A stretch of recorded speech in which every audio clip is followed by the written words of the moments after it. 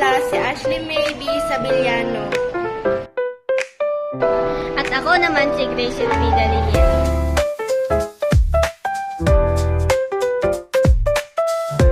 Ito ay ginagamit sa mga meron sa araw-araw. At saka, ito naman ang mga nakalagay cargo bag na pwede pang lalaki at saka pang babae. Mga pants sa mga pamula, mga calzones.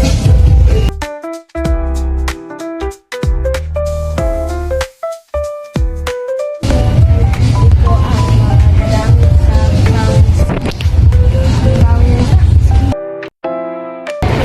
ito ang mga sandal at saka mga sapat na suot sa mga tao.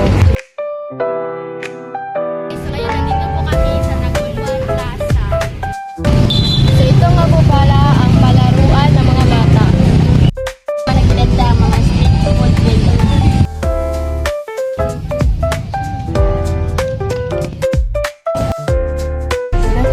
Ito nga po pala ang mga ginagamit sa aso o pusa o kahit anong hayop. Ito nga po pala ang panggamit sa pagkain o pang-inumin ng mga pusa.